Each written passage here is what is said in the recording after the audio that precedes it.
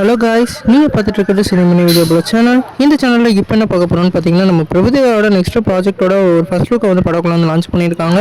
இந்த first look என்ன மாதிரி இம்பாக்ட் கிரியேட் பண்ணியிருக்குன்னு சொல்லிட்டு இந்த வீடியோ நம்ம டீட்டெயிலாக டிஸ்கஸ் பண்ணுவோம். அதுக்கு முன்னாடி நீங்கள் இந்த சேனல் புதுசாக வந்து சேனல் சப்ஸ்கிரைப் பண்ணி பெல் ஐக்கன் கிளிக் பண்ணி வச்சுக்கோங்க. வாங்க நம்ம வீடியோக்குள்ளே போகலாம். நம்ம பிரபுதேவா அவர்களும் அதே மாதிரி ஏஆர் ரஹ்மானும் காம்பினேஷனில் 25 வருஷத்துக்கு அப்புறம் இப்போ வந்து ஒரு படத்தில் வந்து இணைந்திருக்காங்க. அந்த படத்துக்கு வந்து இப்போ வந்து ஃபர்ஸ்ட் லுக்கை வந்து படக்குள்ள வந்து லான்ச் பண்ணியிருக்காங்க. இந்த படத்துக்கு வந்து ஃபர்ஸ்ட் லுக்காக வந்து மூன் வாக்குன்னு சொல்லிட்டு படக்குள்ள வந்து டைட்டில் வச்சிருக்காங்க. இந்த படத்தை வந்து நம்ம பிஹைண்ட் வுட் அவர்கள் தான் வந்து இயக்குறதா சொல்லியிருக்காங்க. அதனால இந்த படத்துக்கு வந்து எதிர்பார்ப்பு உண்மையிலேயே வெறித்தனமாக இருந்தது. குறிப்பாக இந்த படத்தில் வந்து அந்த ஃபர்ஸ்ட் லுக்லேயே அவங்க என்ன சொல்லியிருக்காங்கன்னா, லாஃப், ஃபைட்டு, சிங்கு அண்ட் டான்ஸ்னு சொல்லிட்டு அந்த மென்ஷன் பண்ணியிருக்காங்க.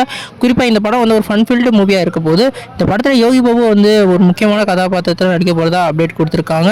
இந்த படத்துக்கு வந்து இப்போ வந்து ஒரு வேற லெவல் ஹைப் வந்து கிரியேட் ஆயிருக்கு.